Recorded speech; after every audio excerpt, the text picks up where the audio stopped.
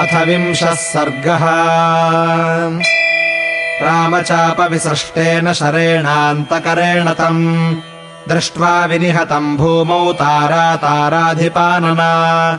सा समासाद्य भर्तारम् पर्यश्वजत भामिनी इषुणाभिहतम् दृष्ट्वा वालिनम् कुञ्जरोपमम् वानरम् पर्वतेन्द्राभम् शोकसन्तप्तमानसा तारातरुमिवोन्मूलम् पर्यदेवयतातुरा रणे दारुणविक्रान्तप्रवीरप्लवताम्बरा किमिदानीम् पुरोभागामद्य त्वम् नाभिभाषसे उत्तिष्ठ हरिशार्दूलभजस्व शयनोत्तमम् नैवम् विधास्ये रते हि भूमौ नृपतिसत्तमाः अतीव खलु ते कान्ता वसुधा वसुधाधिपा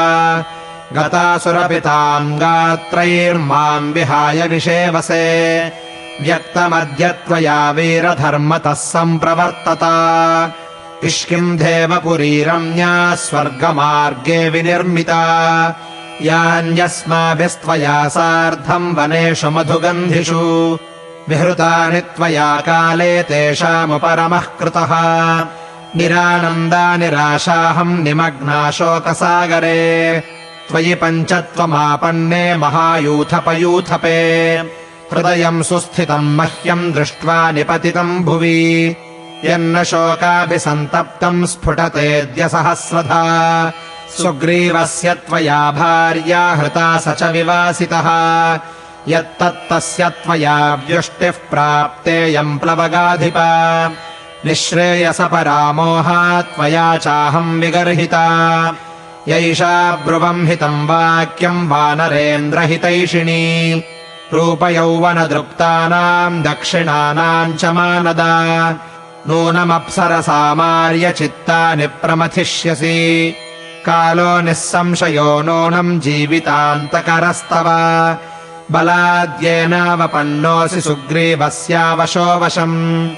अस्थाने वालिनम् हत्वा युध्यमानम् परेण च न सन्तप्यति काकुत्स्थः कृत्वा कर्म सुगर्हितम् वैधव्यम् शोकसन्तापम् कृपणा सती अदुःखोपजिता पूर्वम् वर्तयिष्याम्यनाथवत् लालितश्चाङ्गदो वीरः सुकुमारः सुखोचितः वत्स्यते कामवस्थाम् मे पितृव्ये क्रोधमूर्च्छिते कुरुष्व पितरम् पुत्र सुदृष्टम् धर्मवत्सलम् दुर्लभम् दर्शनम् तस्य तव वत्स भविष्यति समाश्वासय पुत्रम् त्वम् सन्देशम् सन्दिशस्व मे मूर्ध्नि चैनम् समाघ्राय प्रवासम् प्रस्थितो ह्यसि रामेण हि महत्कर्म कृतम् त्वामभिनिघ्नता आनृण्यम् तु गतम् तस्य सुग्रीवस्य प्रतिश्रवे सकामो भव सुग्रीवरुमान् त्वम् प्रतिपत्स्यसे